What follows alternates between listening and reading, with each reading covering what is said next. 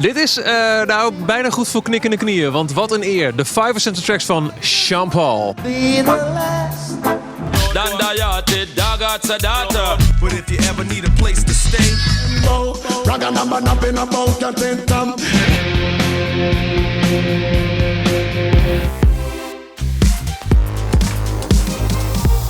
Let's just start off then with track number 1.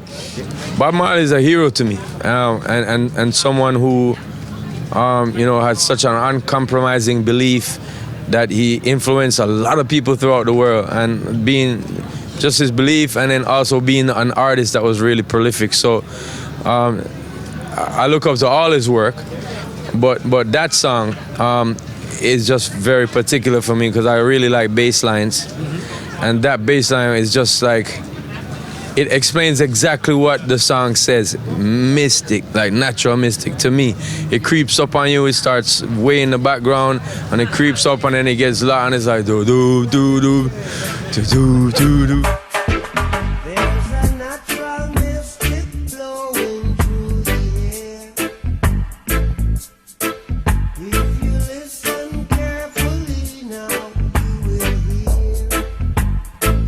And his vocals on it is so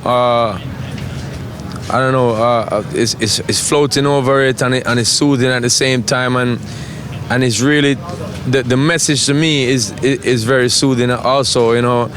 If you tune out, you will feel God. That's what the song says to me. So yeah, and that's what it helps me to do every time I hear it. I love the song. Yeah. Yeah, Super Cat, Ghetto Red Hot. Well, I'm a kid that's like Super Cat's son in the business. Some rally back and some of them dance back. We a road boy out and we busting up the Glock. Some rally back and some of them dance back. We a road boy out, we no take no back shot. Full of back chat and can't defend that. But if a jailhouse you come from, we sending you go back. Full of back chat and can't defend that. And if a Bellevue you come from, we sending you go back. I looked up to his style, his swag. He was a rude boy, yet was very suave for the ladies, and that's kind of where my style comes from. The whole concept of my career, it does come from a lot what he did. When I do DJ, I sound a lot like how he does. He wasn't the first person to develop that singing dancehall type of rapping type of style. There was someone named Rankin Trevor, who he kind of was influenced by, and then he influenced me and many more. And so that song stood out to me as one of the early ones because of his persona and his accent on the track. He was saying in the song, where were you when everything was bad? Where were you when everything was crazy out here? I was here. I did it. I came from, like how Drake says, come from the bottom, now I'm here. He's like, I was there. I didn't, where were you when this guy got shot? Where were you when everything was hot? So it really was an exciting song for me as a kid, and it really made me look up to him, and just that persona. Also the rhythm was something to be, a prolific rhythm that could be remembered or played in the dancehall circles for years, and it's a great track to me. So that's why I picked it as the second song that came to mind. As I said, Bob Marley is a hero of mine, and so is Super Cat. You say you were very influenced by the way the Super Cat did his music. Yes. Are there, as far as you can tell, artists out there who are very obviously inspired by what you are doing? Have you heard your influence going on to the next? It's funny because people, some people who influence others might not hear that they're influencing them. With myself, maybe someone came up to you and said, you're such a big influence. Yeah, exactly. But with myself, also, like, I would say to someone, oh, you influenced me a lot, and they're like, really? I don't hear that, So I think the same way around, where people might be influenced by me, but I don't really hear it or feel it, because what I'm doing is what I'm doing. It's the same thing. I'm trying to emulate what what the greats to me did, like Supercat and certain others who are on this list. But to them, they're probably like, that's far different for what I'm doing. They wouldn't even see the similarity. Maybe Supercat would because I sound like him. But like, I'm influenced by everybody on that list. So LL Cool J, you know, one of the first major rap artists to really pop off in terms of just pop off, and girls just like drop to knees for this dude. And back in there's He so was much. the first hip hop sex symbol, I'd reckon. Yeah, and that's kind of like, I mean, what I kind of gravitated towards also. Just being that, you know, I just thought that he just had it nice and suave and got the ladies them every day and these kind of things. So when I heard the lyrics too, he was explaining just all kind of situations with ladies. There was one called "Around the Way Girl," which I brought up. It was an influential song to me. Perm in your hair or even a curly weave with your new edition Bobby Brown button on your sleeve. I tell you, come here, you say meet me halfway. Cause brother's been popping that yang all day.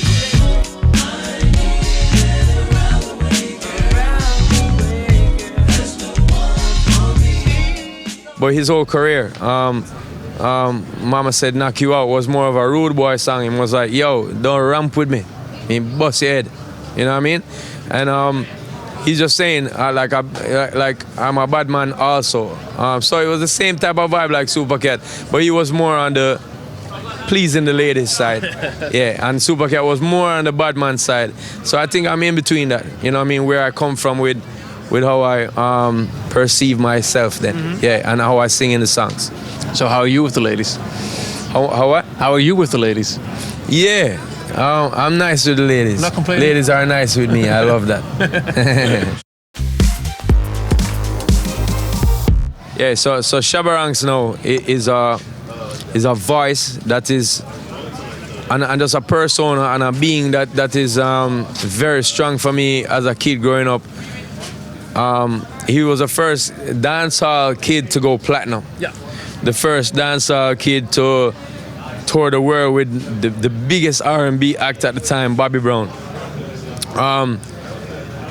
You know, and so very much looked up to him. I was rooting for him from the first song I heard from him. I was like, yo, that voice is crazy. And up to this day, like I've been in studio with a young engineer. He was like 19, 20 at the time, and this kid didn't know Shabba Ranks. He just didn't know. He's young, and he was like, yo, he heard a sample that I had in a song, and he was like, yo, what is that? I was like, that's Shabba. And he was like, I was like, Shabba Ranks, you don't know Shabba Ranks? And he was like, no. And I showed him, I was like, yo, his voice is amazing. And I was like, kid, that's the same reason why he's one of the greats to me. You know, his voice, his tone, his delivery. And of course, he was more explicit. Dem Bow, it's a little bit just I know you know bow. A cycle down bend it I know you know bow. The youth can't counsel him no bow, and the one sound it I know them no bow. Dem Bow, Dem Bow, Dem Bow, Dem Bow, Dem Bow, Dem Bow. Man on the table, me say that him. Y'all a clean rifle, me say that she bow. It was more about hardcore stuff, and especially with the ladies, it was more about, you know, hardcore.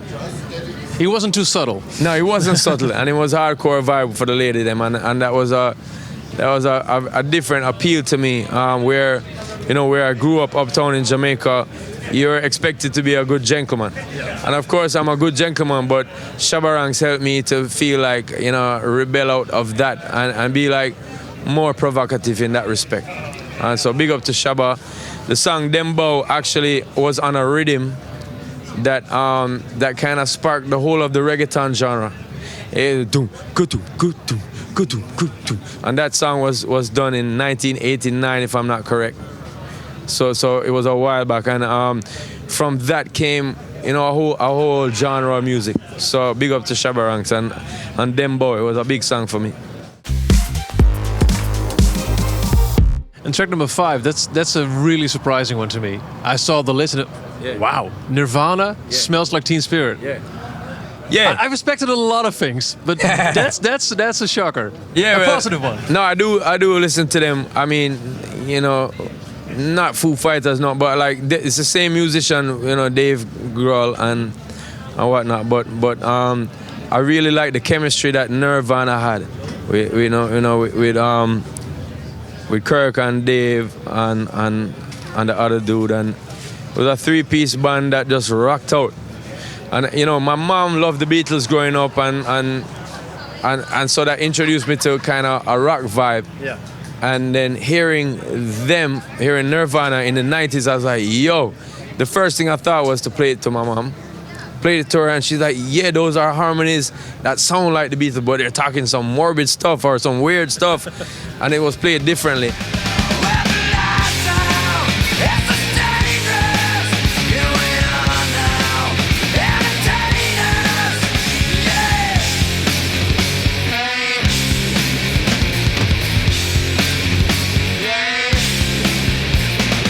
It was different from the tight.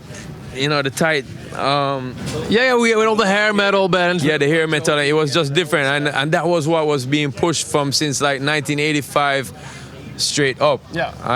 And to your face as a kid when I was growing up, 1985 to 1990 was a lot of those hair metal bands, and I liked some of the songs, you know, Europe and Bon Jovi, and I liked all of that. There was a vibe for me as a teenager growing up where a lot of us liked in Jamaica, you know, some of the rock songs. I didn't get into the full bands or whatever. The songs were okay. Yeah, but when the 90s came and grunge rock came in, and especially Nirvana, I was like, damn, it just sounds like them talking to me, you know? Whether it was being a depressed kid or whether it was being just like wanting to rebel against whatever was before, you know. This was just a bright, shining light to me. And then when Kirk took his life, it was crazy. You know, you wonder what happened or whatever. And so I still always listen to their albums, their songs. I didn't follow the musicians when I don't listen to Foo Fighters like that, but I do still. That particular time. Yeah, that time period was just, you know, it's like as you said, Bob Marley to me. It's a time period that sounds crazy and amazing at that time and lasts forever. Yeah. And it's the same thing with Nirvana to me. If you play, there's songs now that even with the EDM being, you know, in the past couple of years, like a big, huge music, you could still mix in "Come as you are, as you were, as you," you know, it sounds like fresh right now, and people made remixes of it. So it's just timeless. Yeah, big up to it. It's timeless. Hey yo, it's Veenstra, the master. You don't know Sean Paula, the blaster. The girl them know, say me you're the master. Mad people thing, bang, bang, bang.